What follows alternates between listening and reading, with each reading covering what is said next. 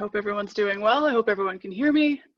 All right, piping plovers in Ontario. What's the big deal? We're going to do a quick overview about piping plovers for starters. I know some of you may be experts on them. Some maybe have never seen them before. For some of you, this might be a totally new topic. So I'll give you a quick overview, and then we'll go over the population status here in Ontario and elsewhere. I'll do a quick glimpse of the 2020 season. I'm not going to go too into depth there, but if you've got questions about it, you can ask at the end of the presentation, or you can send me an email too if you've got like really burning questions about a particular beach. And then we'll get into the threats and the conservation effort here. And finally, we'll touch on how you guys can help next time you're at the beach or just even from home.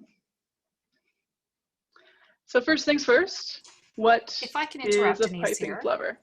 Yeah. Go ahead. I just wanted to say that if people wanted to put a question in the chat, I will be more than happy to ask those questions at the end of the presentation.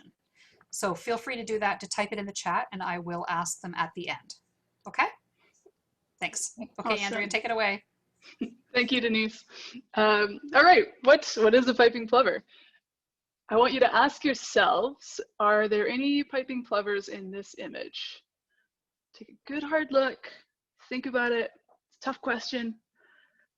No piping plovers yet.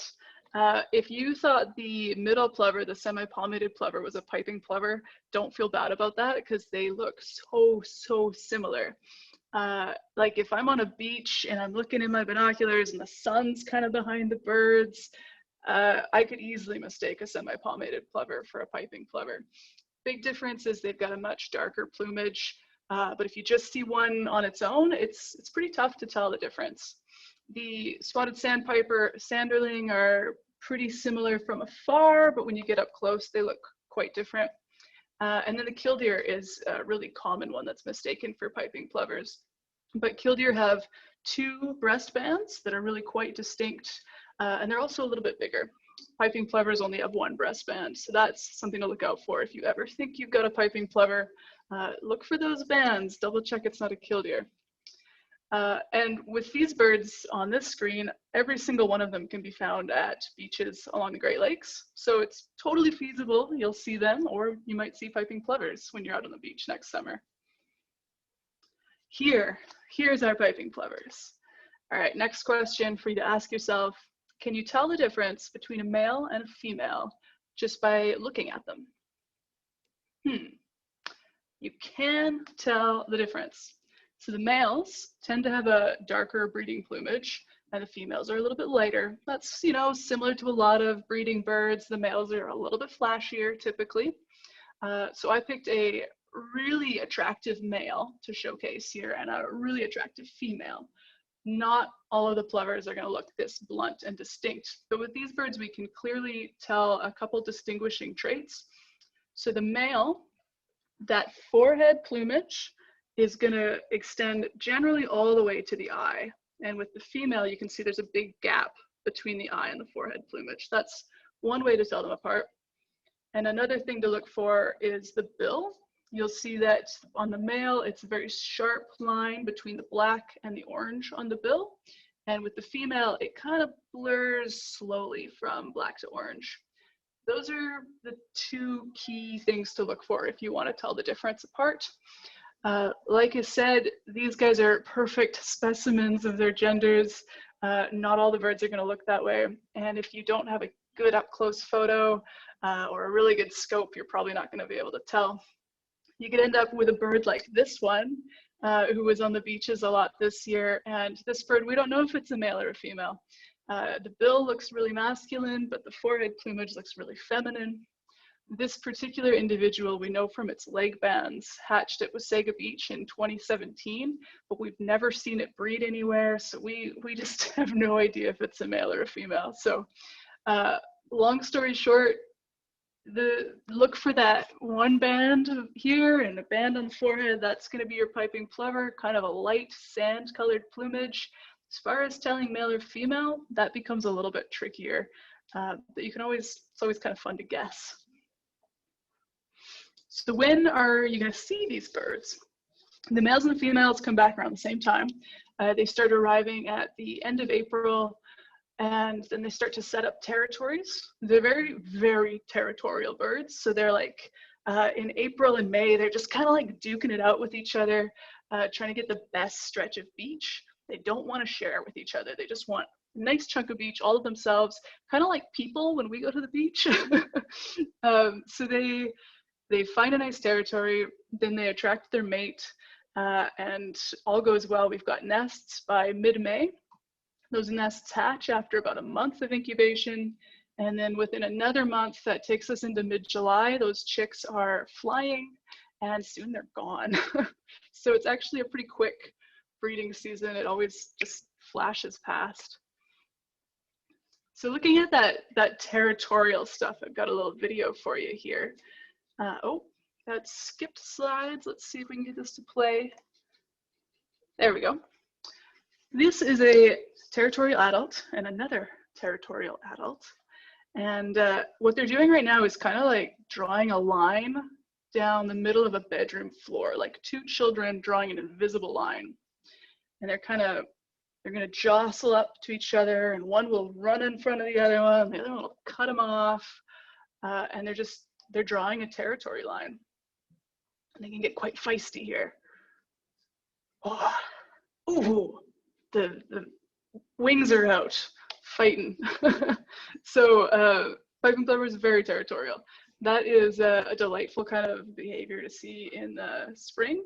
And you'll only see that if there's a bunch of different pairs on the beaches. So Wasaga Beach and Salva Beach, you might see some of that activity where there's more Piping Plovers, and some of the sites that only have one pair, you just won't have that kind of activity. Then once they've got a territory staked out, they're going to start scraping. So this bird is digging out little divots in the sand, and the whole time he's doing it, he's beep, beep, beep, beep, beep, beep, beep, beep, beep, beep, beep, beep, peeping loud and clear, trying to bring in that female he's had his eyes on. And the idea is he's going to dig out a bunch of these nice little scrapes in spots that he thinks are ideal for a nest. And then she's going to come along, and she's going to have a look and go, well, that one there, that's not close enough to the water. That one over there, yeah, I won't be able to see the sunset. There's no schools by that one, dear. What were you thinking? And she's going to go through. He might make up to 10 of these on the beach. And she'll go through and pick which one's best, and that'll be the one they start to favor. So when we're surveying beaches in the spring, we're really looking for that. We're looking for the territories that they're favoring, and then we start to look for where the scrapes are, which scrapes have the most footprints in and out of them, and that gives us a good idea where the eggs are going to get laid. And of course, if he's been successful in attracting that mate, we move on to the next step. The male is in the back doing the goose step or a tattoo march, which comes just before copulation. And yeah, if you're giggling right now, that's fine. It's definitely a silly thing to watch. And spoiler alert, this pair did get together. They had a successful nest at Salva Beach. This is from a couple of years ago, this footage. And then nests. So like I said, that scrape is made in the sand, and that's largely all there is to it. They lay their eggs directly in the sand. Often they'll collect little pebbles and shells to sort of line the nest. We think that's for camouflage purposes. And then they'll lay one egg at a time every other day. So after about a week, we'll have a full clutch. That's usually 4 eggs. Sometimes you get a 5-egg nest, sometimes you get 3 eggs, but more often than not, it's a 4-egg nest. And then that's going to be incubated for around 27 days equally. So the parents share duties on this. The male might incubate for 2 hours, and then the female will come and incubate for 2 hours, and they'll just flip back and forth, very cooperative incubation. And then they hatch, and they're so small, so cute. And they're the size of a golf ball when they hatch. So this chick would just be a couple of days old. And when they're that young, they can't regulate their own body temperatures yet.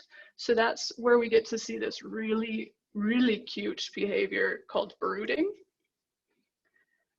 So these chicks are 9 days old, so they're getting big.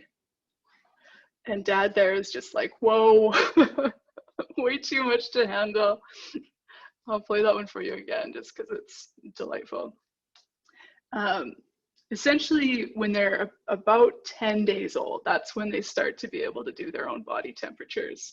And then they get really, really active. They're pretty fast right to begin with. Like the moment they hatch, they're getting up out of that nest and exploring the beach. And so once they get to this age, they're going very fast. And you'll see mom and dad peeping back and forth, trying to keep up. And, you know, 2 chicks will go off that way and 2 chicks will go off that way. And they'll be trying to chase all the chicks down. It's pretty chaotic and pretty delightful to watch. And here they are aging. So these were our Toronto Island chicks from a couple of years ago. 4 days old, that's that golf ball stage. They're brooding a lot.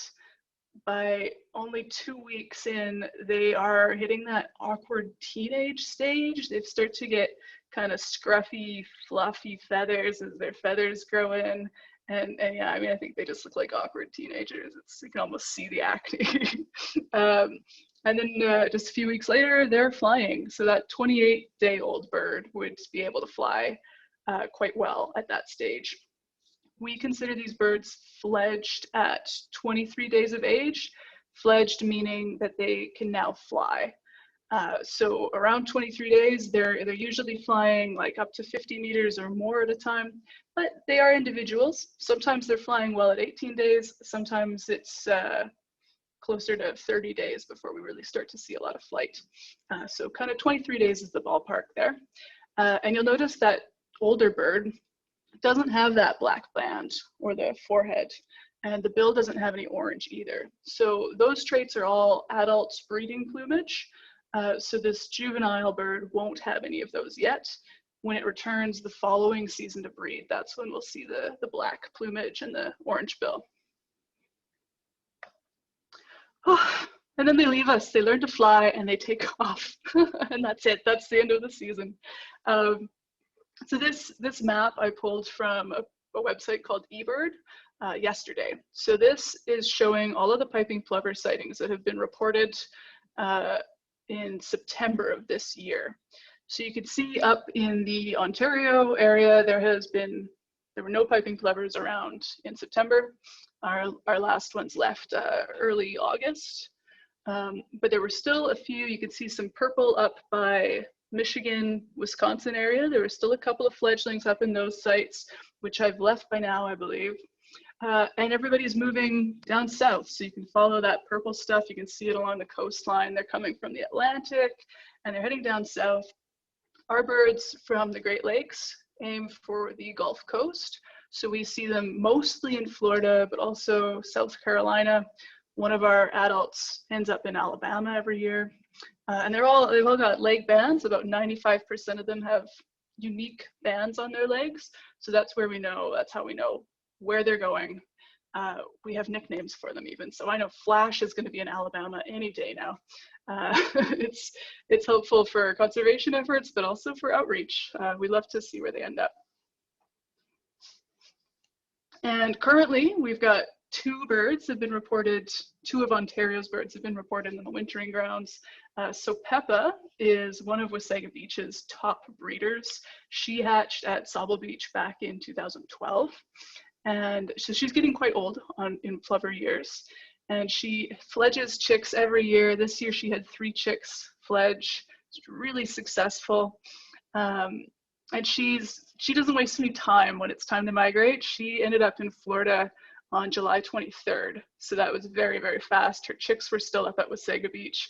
But you know, once they're old enough and they're doing their own thing, she takes off. And it was the same last year. She was one of the first birds to show up down in Florida.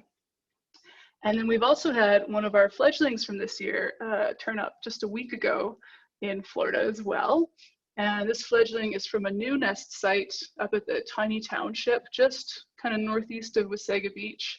That fledgling made it all the way down to Florida on its own. They don't migrate with their parents.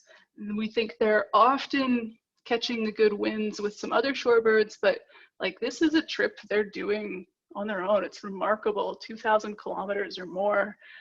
So it's always the first part of the challenge with these birds is getting them to fledge, getting them strong enough that they can fly, and they're not predated, and they're not getting sick, and like all those threats and scary things. Getting them to fledge is such a big thing, and then seeing them show up in the wintering grounds is like the next big hurrah. So really excited to see the fledglings starting to arrive. So where else do they live? This has been pretty Ontario focused, and it will be throughout the presentation, but I think it's important to touch on some of the other populations as well. As was mentioned, I worked with piping plovers in the prairies. So they nest out in Saskatchewan, Alberta. Sometimes we get a nest or two in Manitoba or Lake of the Woods out in Western Ontario. And then they'll nest in the Great Plains states, North Dakota, South Dakota, Montana, kind of that sort of area. And we're looking at 3,000 to 5,000 individuals in the prairie population. Then they're also out in the Atlantic, so 4,000-ish individuals out there. They're found in every single Atlantic Canada province, and they're also found in some of the states along the Atlantic coast. So New Jersey is a really big spot, but so is Nova Scotia. So 4,000 individuals. And how many did the Great Lakes have? Around 150 to 200 individuals. So we are dealing with by far the smallest population. And it's probably always been the smallest population, but it did reduce in size over the years, and it's increasing again now. So around 150 to 200 individuals. Where do we get these numbers from? We actually do a piping plover census, an international piping plover census every 5 years. We go to their home addresses and ask them how many kids they have, yada, yada, yada. We survey all the beaches that we know they're breeding at, but we also survey the beaches that we think they might be breeding at. That helps us identify potential habitat where they might show up in the future. And on occasion, we find new nest sites during the international censuses. And the wintering grounds are also censused during the winter months. So it's a huge, big collaborative international effort. And that's how we can get these pretty precise numbers. So the next census is coming up next year. I'm really excited. So hopefully we'll have some fresh stats for the next presentation. So back to the Great Lakes birds. Historically, we think there was around 500 to 800 pairs, and they were found on all of the Great Lakes, in all of the states and provinces bordering the Great Lakes.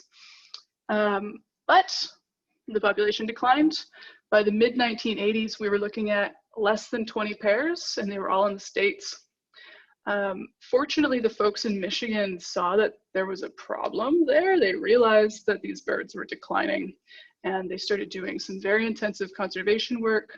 That's when they started banding the birds so we could learn more about their habitat usage, their wintering grounds. They started doing a captive rearing program, predator control, all kinds of stuff. Lots of outreach too. The birds were nesting in the national parks, which always helps because the national parks are very, very good at what they do. So there was a lot of outreach and education as well. And that's brought our population back up. So we were at 71 breeding pairs last year, 64 this year. It's possible that decline might have been because of just some gaps in surveying due to COVID, but hard to say. Why did they drop so much in numbers? So we went from, say, 500 pairs back in, like, we're talking 1800s historically, to less than 20. So what happened there?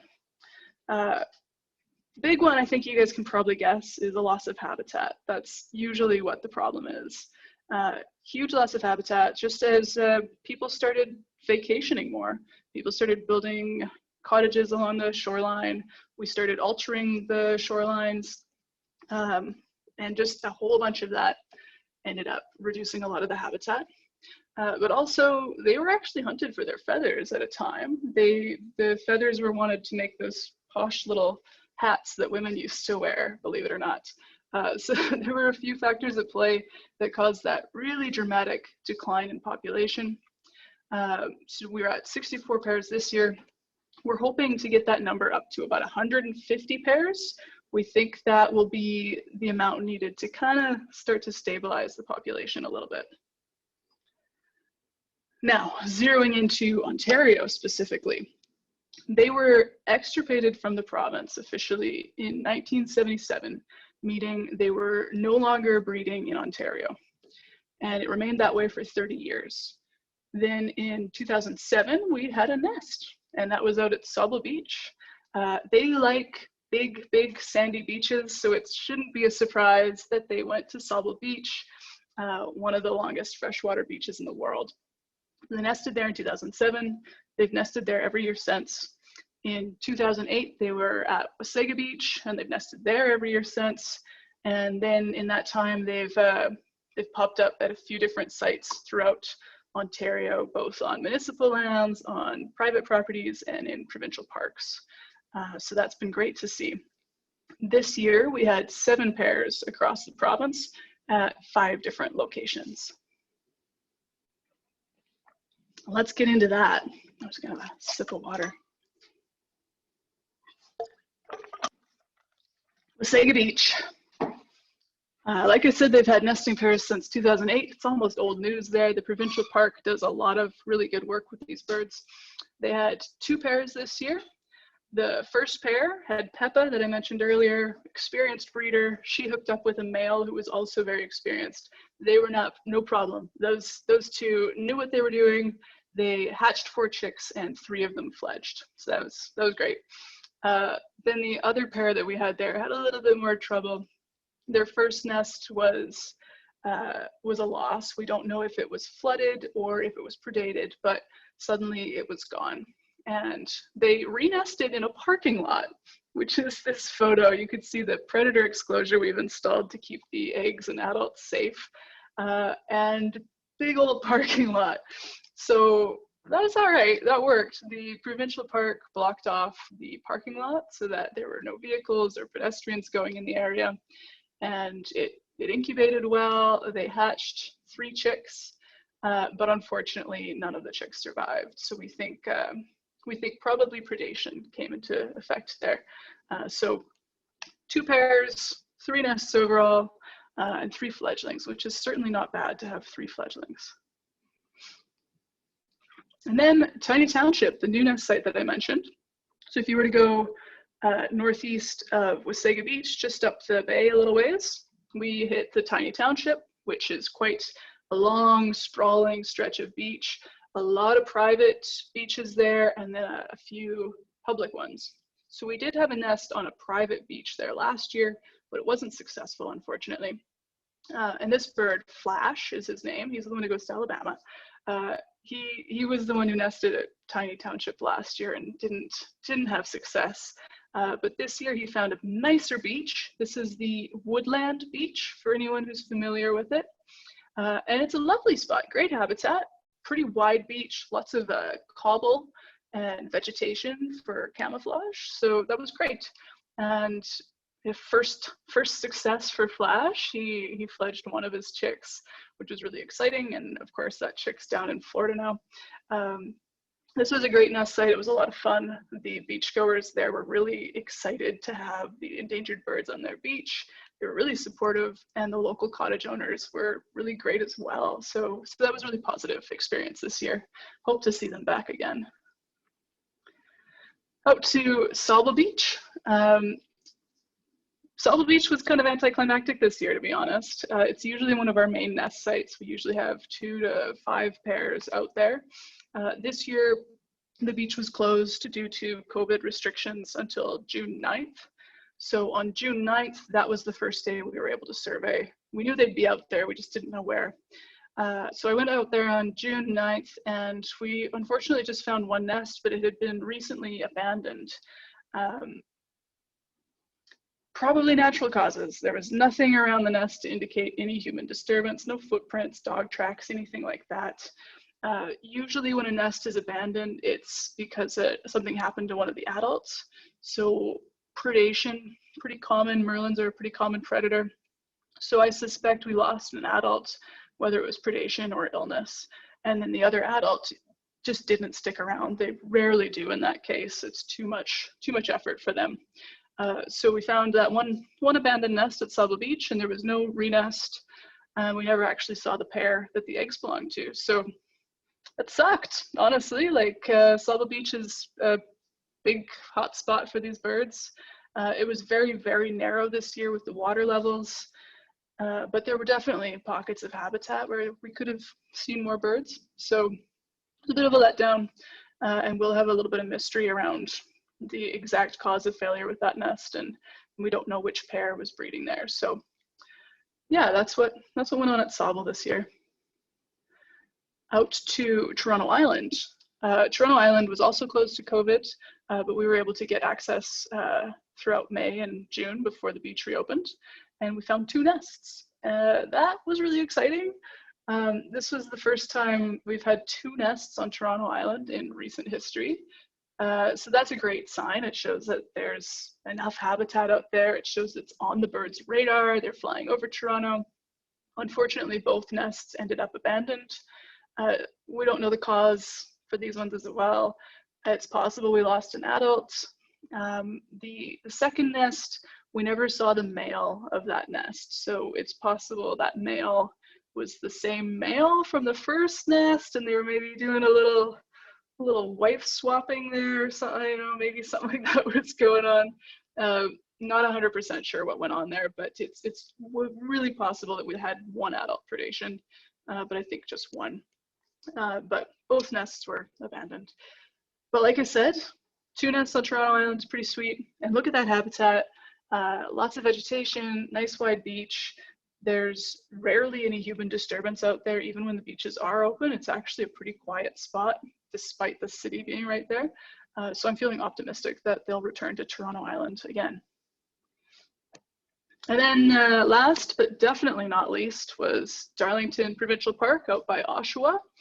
And they had a nest, and you could kind of see the predator exclosure there in that photo, and you could see the water is close and the beach is narrow. And we were nervous that it would flood because the nest flooded last year twice. So we were so nervous, but it hatched and they fledged all 4 chicks. This beach had a new Piping Plover father. They've had the same dad for the last few years, and I guess he's just not been that successful. This year, a new male showed up, and he was a fantastic father. He chased every predator or semi-predator away, like even Canada geese he was chasing away from his nest. It was amazing. And so I think that can-do attitude helped to fledge all 4 chicks. So that was a huge highlight for us. So we'll move into the threats and the conservation efforts. And this will be really focused on Ontario, but there's all kinds of threats and there's all kinds of conservation efforts that are occurring but we'll keep it narrowed in on Ontario for this one. And yeah, you can see there's a dog and there's 3 Piping Plover fledglings on the beach there. Oh, dogs and beach recreation. This is Salva Beach back in 2018. We had a heat wave. It was Canada long weekend. It was chaos. We had fresh young chicks on the ground. Can you imagine being the size of a golf ball, not able to regulate your own body temperatures yet, and then there's this in your habitat? Like, obviously beach recreation and dogs, they're one of the biggest threats that we face in Ontario, much greater degree than in the Atlantic and the prairie sites. Beach management practices are also an issue. Again, to pick on Salva Beach, this is some raking activity. And when the beach is raked regularly like that, none of the vegetation is establishing. It removes cobble, it removes driftwood and rackline, all these nice materials that the birds need for food sources and camouflage. They've got none of it, right? So that's a huge issue. And we hope to work with land managers more to come up with better management practices that can benefit both the beach and the people and the birds. And of course, when you're managing a beach this way, it can also result in severe erosion. So this is another image of Salva Beach from this year, where you can see like there's no vegetation to anchor that sand in. And when the water levels come up and they get a storm, it just rips the beach away. And it was shocking, the level of erosion there this year. So loss of habitat's huge. Not just loss of habitat due to poor beach management, but loss of habitat due to, cottages being on the shorelines and rising water levels. And there's all kinds of factors, invasive Phragmites, stuff like that can really reduce the amount of shoreline that these birds have to nest on. Predators, of course, they're an ongoing challenge, a frustrating one because they're natural predators, right? Gulls and crows will go after the nests, so we install predator exclosures to keep them out, but they'll also go after the chicks. You get a smart gull or a smart crow, they can kind of figure out what's going on the beach and they'll start targeting chicks. That is really very frustrating. Merlins, falcons, owls, pretty much any large raptor or predator bird is going to go after the chicks a little bit, but more after the adults. So merlins are the #1 predator of piping plover adults in the Great Lakes. And then these other predators are a bit more opportunistic. So if they happen upon a nest or they happen upon a chick, they'll predate it for sure. But it's really the merlins, gulls, and crows that we see like cleverly cluing into nest sites. Those are the ones we're really watching for. And another threat, weather and flooding, ties into the high water levels, as I mentioned. That nest site, this is a photo of the nest site from last year out at Darlington that flooded, like just so much water. But the chicks are, because they can't regulate their body temperatures, they're vulnerable to heat waves. They're vulnerable to extreme cold. Even things like hailstorms can be quite threatening, right? So there's so many threats. The hurricane seasons are getting worse. There's botulism, climate change, like, oh man, the small population size and the risk of inbreeding on the population, like so many threats. But we will focus on what we're doing for the plovers here in Ontario. And like I said, there's all kinds of work going on with these birds. I don't know like how many people are employed with piping plovers across North America, but like the conservation effort's huge. There's habitat restoration projects, there's research looking at genetics, there's all kinds of stuff going on. It's amazing, it's really, really amazing. But we will focus on what we're doing really close to home as I go over the conservation methods. So first things first, we find a nest, we protect it. We set up just simple rope fencing and signage to let people know that there's an endangered species there. We try to leave the shoreline open so people can walk down the shore. But otherwise, we're trying to rope off an area 50 meters from the nest in all directions. So it's really not a large chunk of beach, but it's something that gives them enough space that they can incubate those eggs safely. If they're always running off the nest, then the eggs are exposed and they're not necessarily going to incubate properly. And then it also gives them a little buffer zone to raise their chicks. Whether or not they use it, it's totally up to them. Sometimes they think the habitat's better a little further outside of the fenced area and they'll leave. But other times they'll stay right in that protected site. So that really, really helps. And then we use predator exclosures as well. So on the one image there, we're installing a small predator exclosure. We'll put those over a nest when there's less than 4 eggs. It takes about 2 minutes to install. Really quick, pop it on the nest, and the adults will be back. They'll be peeping at us the whole time, honestly. And then once there's 4 eggs in the clutch, we'll install the larger predator exclosure. So the small one provides protection just temporarily while they're laying the eggs. The larger one provides more protection. And we wait to install that until the nest is fully laid because they're more committed to it at that stage. So it takes us 15 to 20 minutes to install the larger one, but because they're committed, we don't have a high risk of abandonment. The large one, as you can see, it's quite big. That's going to protect from, if there's a dog off leash, It's going to protect from avian predators. Raccoons can like reach in, so big predator exposure prevents that. And the adults can just run to and fro, in and out, no problem. It's really neat to install this and watch them just like hop through the fencing like it's no big thing and sit down and continue incubating their eggs. It's very cool. Education and outreach is another huge strategy we have, and I can't like overstate the importance of this one. The more people know about these birds, the more they love them. A lot of people can't see them, right? You get to the beach, you hear about these endangered birds, but they're so small that you don't even get to see them while you're out there. And so that makes it hard for people to fall in love with them if they don't even know what they look like, right? So education and outreach, our volunteer program, volunteers do a lot of that for us. The photo of that booth right there was set up by the Plover Lovers, that's a volunteer group up at Salva Beach that does a lot of the conservation work up there. Amazing resources they've come up with. So just try to get people to fall in love with the birds and understand what a healthy beach looks like, understand that a healthy beach is a long-lasting beach, it's sustainable, and they just kind of go hand in hand, right? So education and outreach is absolutely massively important. Monitoring and research is, of course, very important as well. For example, we've got the volunteer nest monitors. So they're doing outreach, they're talking to beachgoers, but they're also collecting data at the nest sites. They're looking for predators, so we can go, oh, is the predator abundance increased at a particular site over time? Do we think more outreach is reducing human disturbances at a particular site? Like, it's all kinds of data that's being looked at over the years.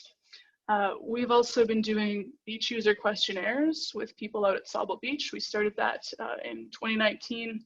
We had to cancel that this year, of course, but we were doing that in 2019. We got great insights just from asking people simple questions. Do you know what a piping plover is? Have you seen the protected areas? What do you like about this beach? You know, like, do they like the vegetation? Do they like that the parking is really close? Like, trying to tease out, why do people come to the beach? What do they like about it? And what we're finding is that most people don't even realize the birds are out there. And when they do learn about them, they're pretty supportive of conservation efforts. They think it's cool. So, you know, that kind of research into what humans, what tourists and beach users want from their beach. We hope to do more of that in the future once the COVID threat has passed, and that can help. That'd be something we can take to beach managers, right? That kind of research is really important. There's chick banding, of course. Like I mentioned, it allows us to learn all kinds of things. One of the most interesting ones, I think, though, is that piping plovers are only endangered in the US Great Lakes, as far as America goes. They're endangered everywhere in Canada, but with US classifications, they're only endangered the Great Lakes piping plovers are. So the ones in the prairies and the ones at the Atlantic don't have as much protection in the States as the Great Lakes birds. So the Great Lakes birds all have a unique Great Lakes band combination. So when a Great Lakes piping plover goes to a beach in Florida, that tells lawmakers in the States that that's a very important beach because that's got an endangered piping plover at it. So that results in those beaches being more protected. So that's one example of how the banding data is used. It helps inform people, where are these endangered birds, which sites should be protected, and that's huge. Protecting the wintering grounds is a really, really big part of that research. And that photo of the snow fencing, what's that all about, Andrea? So that's, again, speaking to the nest monitoring, having people watching the nests. Out at Darlington Park a couple of years ago, a volunteer saw a mink predate one of the chicks. And the park thought really quick, the minks were hanging out in the vegetation by the water. So they set up snow fencing along that vegetation, and that prevented further chick predations. The minks were no longer able to really quickly get onto the beach, and that worked. so stuff like that, those monitors saw that predation, and that resulted in direct action. So monitoring and research is huge. We can enhance habitat as well. So like I've said, cobble, driftwood, vegetation, all very, very important for camouflage. The photo with the driftwood sticks, you might see that little chick nuzzled in right next to it. That particular site didn't have very much vegetation, so we added some driftwood and materials to try and give them that. And sure enough, they were using it. They need that stuff to stay hidden. The wooden frames you're seeing by the crows there, those are chick huts, we like to call them. And that's actually a design from Australia. They were having the same issues with their hooded plover species. So they designed these little, just a triangular hut that goes on the beach, and their chicks can duck in and underneath, and gives them a little bit of extra protection, gives them some shade too on a hot day. So we can install things like that on the beaches. And then, like I said, there's big enhancement projects happening in the States as well, where they're actually trying to recreate piping plover habitat. So all scales of habitat enhancement are really good. Collaboration, right? No conservation project is going to get anywhere without collaboration, and this one's got all kinds of people working on it. We work with the Ontario Provincial Parks, the Plover Lovers, the volunteer group up at Salva Beach. There's collaboration with the U.S. Fish and Wildlife Service, with the Ministry of Environment, Conservation and Parks up here, Canadian Wildlife Service. There's a ton of people involved. Everybody's an expert at various little things. The parks provide a lot of staff to monitor the nests. They really upped the game this year and had their summer students monitoring the nests while we didn't have volunteers active on the beach. So these kinds of collaborative efforts are really huge. And one of the fun parts of the job actually is just working with such a wonderful group of people. Okay, and this one I said we'd focus on Ontario, but now I'm going to Michigan because the captive rearing program is actually really cool, and I think it's worth mentioning. The captive rearing has been ongoing in Michigan since the 1990s, and every year they will collect eggs from nests that are abandoned for one reason or another. So if an adult is predated and the other adult leaves, their nest monitors will keep an eye on that nest, and once they've confirmed that it's abandoned, they'll collect those eggs, bring them to the captive rearing center, and then they're raised by Detroit Zoo professionals and released onto beaches when they're around 37 days old. So they're fledged, strong. They release them onto a beach with other piping plovers, and you can see the image of the two that have just been released, and like their eyes are aglow. They're so excited. And that's a really huge part of the conservation efforts for the Great Lakes birds. This year we had 2 breeding adults in Ontario who had been raised in the captive rearing facility. And this year in Michigan, they raised and released 39 fledglings. So that's actually a record for them. So that's 39 fledglings that wouldn't have existed if not for this program. So it's really, really cool. And I think it's worth mentioning because it is such a contributor to the Great Lakes population. Now, what are you going to do to help? Next time you're on the beach, so this will be next year, all the birds are gone now, but next time you're out at a beach, it doesn't matter if it's a piping plover one or not, just obey the beach rules and regulations. That goes a long way. You know, keep the dogs on leash if dogs are allowed, or keep them off the beach. You know, pick up your trash, all that kind of stuff. Just those rules and regulations are in place for a reason, and it goes a long way when you support them. Respect the nest sites. If you are lucky enough to be at one of the piping plover beaches, they're all signed really well. They're roped off, pretty clear. Hopefully we'll have volunteers on the beach next year so you can chat with them about the birds and help see them on the beach. So respect the nest sites. Leave no trace. This is a really easy one. I'm sure all of you guys are good at that because you're part of a nature group. But leave no trace. The trash attracts predators to the nest sites. Feeding wildlife makes those predators more aggressive. Collecting driftwood removes camouflage and food sources. And traipsing through the dunes damages the dunes and the ecosystem, right? So just leave no trace. And then finally, you can volunteer with us. So we we're always looking for volunteer nest monitors. I know most of you are probably based in Guelph, but if you've got a cottage near a nest site, or if you've got a long holiday planned where you think you might be able to spare some extra time, you can come and volunteer to be a nest monitor. It's a lot of fun. You don't have to be a plover expert. You've probably got a ton of information already today that'll get you started.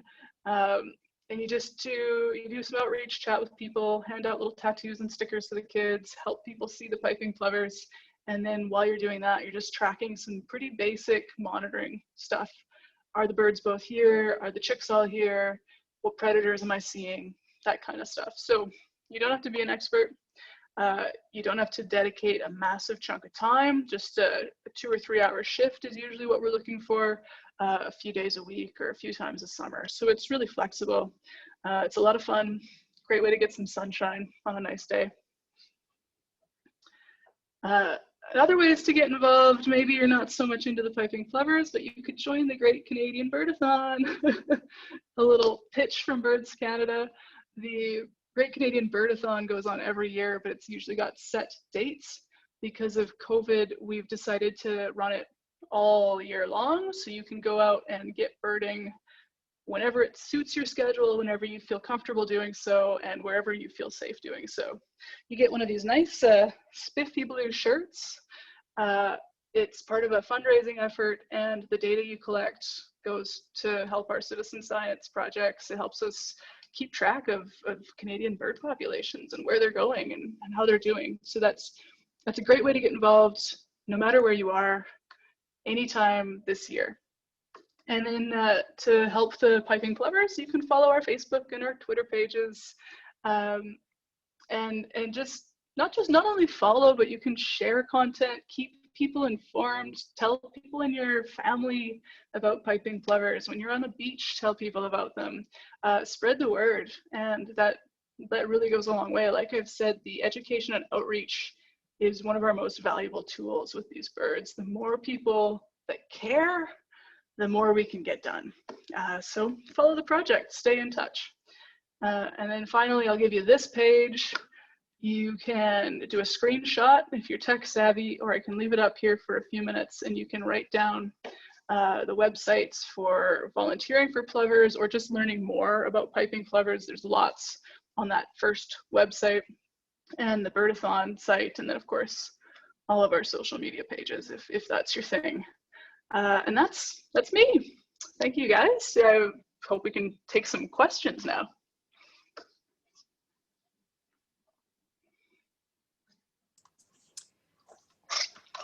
Thanks, Andrea. I can start with the questions that came in via the chat, and then we can move to any live questions. So the first question is from Judy, and she asks, what percentage of fledglings live beyond their first birthday? I don't actually have that stat fresh. That's a tougher one. It's not a massive amount. I'm going to say about 30%. So we've got those 4 eggs, right? If we can get an average of 1.5 chicks per pair to fledge out of those 4 eggs, that's what we're aiming for. Just 1.5 needs to fledge, and that'll help to maintain the population kind of where we're at. But we want it to be even more than that, because yeah, as I said, they don't all survive that first year. That migration is tough. It's definitely tough. Okay, the second question is, I'm not sure who it's from because the name of the person is HP Administrator, so I'm not sure. But the question was, why is the population so small compared to Atlantic and the Prairies? Is it because of lack of beaches? I think it would have just started small, and I think we'd have to dig way, way back beyond when we have records for these birds. But I'm willing to bet that they kind of branched off. We know that the Great Lakes population is more closely related to the prairie population than they are to the Atlantic birds. So likely we had more birds breeding across all of the prairies, like between the Great Lakes and Saskatchewan, we probably had a lot of breeding there, and at some point that would have broken off where we ended up with a separate group just at the Great Lakes. What would have gone on there? I don't know. We'd be looking at hundreds of years ago kind of thing. Okay, and next we have another question. Oh, sorry, we have a question from Byron. How do the adult parents get into the enclosure? It sounds like you might have answered that, but. Yeah, they just run in right in through. The exclosure is, the wire frames are just big enough for the plovers to go in, and not for much else. Okay, and Judy asks, what can we do as individuals to help protect Ontario's piping plovers? So I guess we can look back at what you've talked about there at the end of your slides. Yeah, the healthy beach behavior is a really, really big thing, and sharing information about these birds. Great. Sue asks, how do fledglings chart their migration? Do they return every winter to the same site? So we don't know too much about where they go en route to migration. Occasionally birds are spotted in like Ohio and in some states kind of on the way down, but we don't have a lot of data about where they're stopping. We do know that once they've found a wintering ground that they like, they'll often return to that year after year. I think that's just the same as people, right? Like once we find a spot that's home for us and it's safe, that's what we want. You know, the birds know what the predators and threats are like at a particular beach, so they'll keep coming back to that one if nothing changes with it. And same can be said for the breeding grounds. They'll keep returning to a breeding site if they've had success, if they've had chicks hatching, because they know that that's a successful site. So they'll race back to it every year and get really territorial with the other adults so that they can have that beach to themselves. Right. Well, your second answer there does kind of speak to the last question I have here, which is, do nesting pairs go to the same beach year round, or do they move around? But I guess also I wanted to add to that, if a nesting pair, I'm assuming they stay together unless they're having issues, right? So does a nesting pair come to the same beach, or is it a new mate every year? So it's down to the territory. They're not so much loyal to the mate as they are loyal to the territory. So if the male shows up and the female from last year isn't there on time, he'll pick a different female because he's got this territory and he wants to get to work. And then that other female that he was with last year might end up with a new male down the beach a ways. So we find that the older and more experienced that they get, the quicker they come back, and they go right to where they want to be. And if their mate from last year is there, cool. And if not, they're not picky about it. I don't have any more questions in the chat, but I did want to follow up on the idea of them returning to the same wintering site.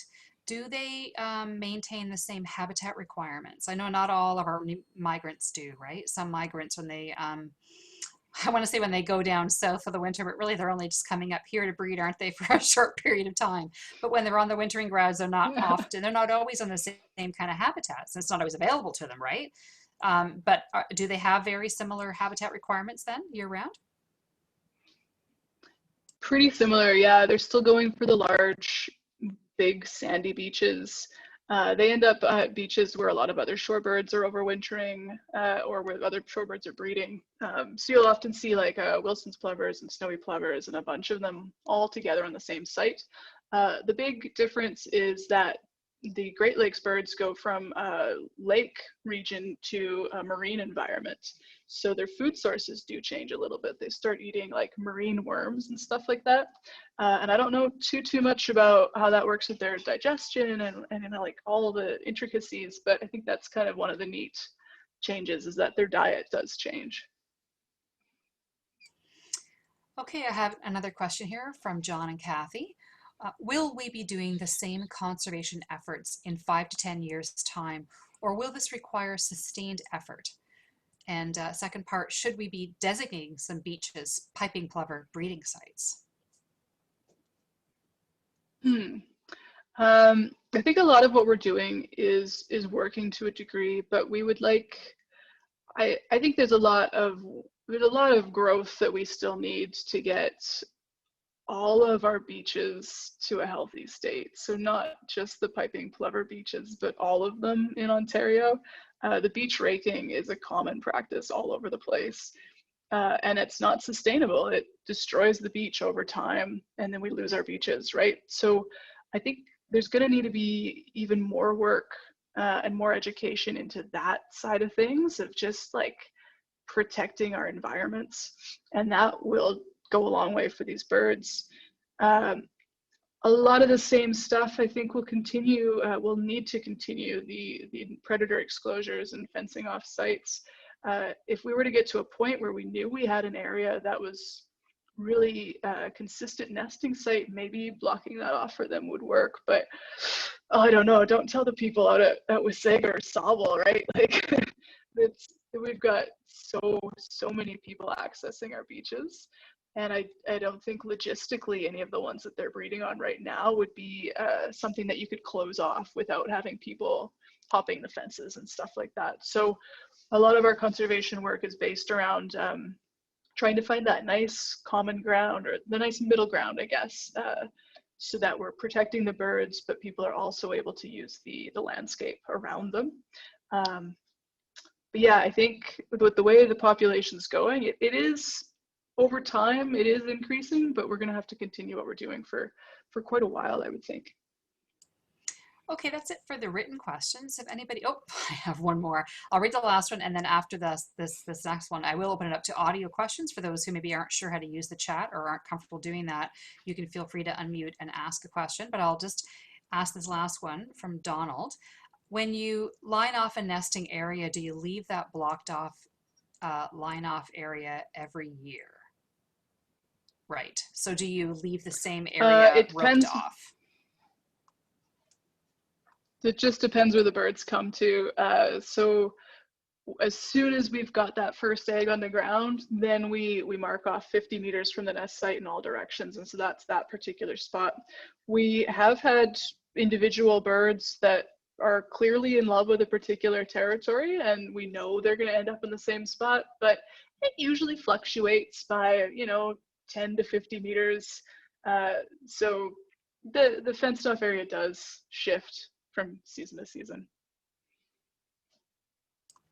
Okay, and if anyone wants to ask a question, go ahead and unmute your line and ask away.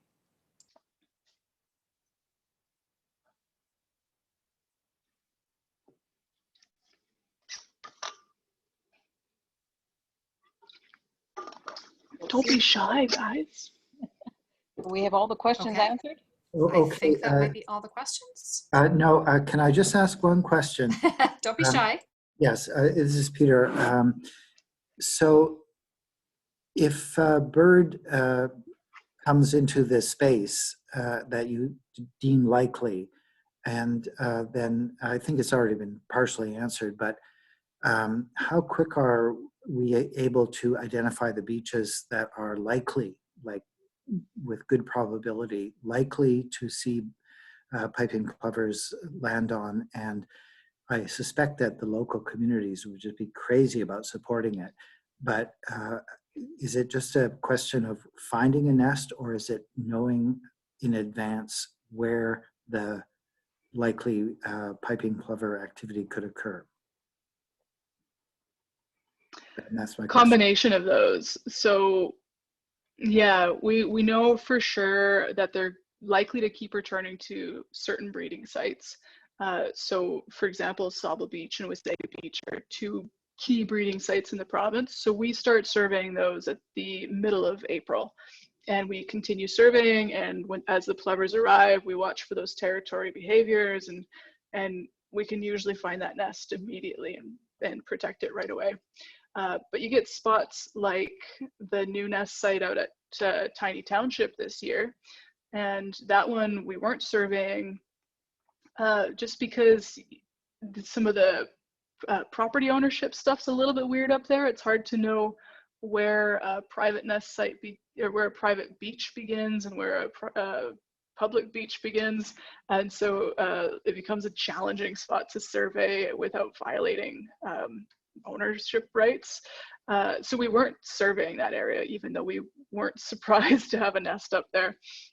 What happened with that one was a property owner happened upon the nest, saw the birds. They do a broken wing kind of thing when they've got something they're protecting, and she saw that and clicked as to what it was and reported it to us. So often that's how nests are found. That's how they were found in Toronto Island back in 2015, was just beachgoers observed it. There's birders everywhere we're finding. So a lot of people are on the beaches, and we've got a pretty good confidence that people will report them at sites that we're not aware of. But we do also try to survey sites that we think have good habitat. So beaches with just wide sandy beaches with a nice mix of cobble and driftwood and vegetation. We do keep an eye on those and try to survey them throughout the spring periodically.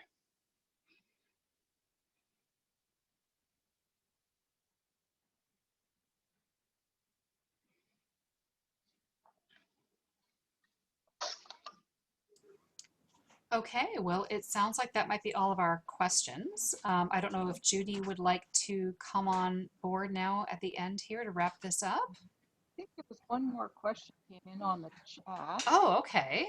Yep, I Missed saw one that. put in. Sorry. Where is that? That might show up. I have the population. lost the question. So Are go the ahead. populations genetically distinct? That is, do the Great Lakes, Atlantic, and Prairie birds interbreed, or are they different? That came from Greg. They are distinct, yeah. So as I said, the Great Lakes population is more closely related to the prairie population, but they don't really interbreed, and we don't see any interbreeding really between them and the Atlantic population. The Lake of the Woods in Ontario has seen some interbreeding. So that site, I guess it's just between the prairies and the Great Lakes reasonably well. And occasionally a mix will occur there, which is really good because we do need that fresh blood in the Great Lakes population. But no, they're pretty distinct at this stage. Okay. So are there any more questions? Because we do have a little more time if somebody's not too shy to speak up.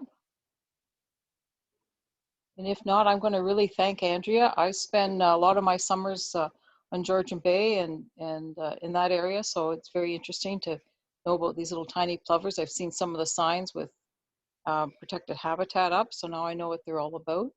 So thank you very much, Andrea. It was a really informative presentation. I will remind. Oh, you're welcome. Yeah, we have recorded this. Andrea was gracious enough to allow us to record this presentation. It's the first time in Nature Guelph we tried to record one. So if all goes well, the recording will turn into a YouTube, and we'll get that shared somehow. So those of you who came in late, or if you know somebody who missed it, they'll be able to see it. I'm going to ask Pete if can you tell us anything about October's presentation? You still there? Sure. Our next talk will be on October 8th, and the speaker is going to be Jill Heinerth. She's an underwater explorer. She was the first explorer in residence at the Royal Canadian Geographical Society. She's recently written a book about all her underwater adventures called Into the Planet. And yes, we're going to be doing another Zoom talk with Jill on October 8th. Okay, thanks, Pete. I will ask, this is our first attempt to do the Zoom on our own. We use Sign Up for the registration and Zoom for the presentation. We're really interested in your feedback on how comfortable you all were with that sequence of events and how it worked for you. So if you have any feedback, you can feedback on Facebook, or you can send emails to us via the website. So thanks for that. And for those of you who are looking for nature activities and don't want to venture outside yet, we do keep, thanks to Denise, our Facebook page does have some activities, including some citizen science things that you can do. So check that out. So I think unless anybody's got anything else, we're going to thank Andrea one more time for a really fascinating talk. And I guess for those of you who come out to the walks on September 10th and October 4th, maybe we'll see you then. And otherwise, it's next month on Zoom. So thanks a lot, everybody. So Judy, I do want to add one thing. Sorry, Denise here. Okay. I do social media. I will definitely get up the posts for the October speaker as soon as I get the information from Pete. I'll put that up on Facebook. It'll also be on our website. And I wanted to say that, yeah, if you want to get in touch with us via social media to talk about your experiences signing up for the signup.com for the Zoom presentation, do that by messaging us on our Nature Guelph page and rather than simply commenting on one of the posts, because I don't get notifications for those things, and I have to sort of check all the posts to find comments before I see them. So yeah, just message us that way, and I will see it quicker. Oh, and I guess one more thing is we do have the Nature Guelph Community Forum on Facebook. So if you want to share your photos from this summer and all your experiences and what you're doing with nature, please use the forum, because we're always interested to see what everybody else is doing. Yeah, thanks for that, Judy. The Nature Guelph Community Forum is a group that everybody can participate in and just talk about and ask questions and just talk about what you've been seeing and share experiences in nature. So please do that. The Nature Guelph page is where I post information about what we're doing and what I learn about what's going on around us. If you learn of neat things, feel free to share them with me as well by messaging me on Facebook through Nature Guelph, and I will share them with everyone at large. Okay, thanks for that. So thanks again, Andrea, and I guess we can now end the meeting. So goodbye, everyone.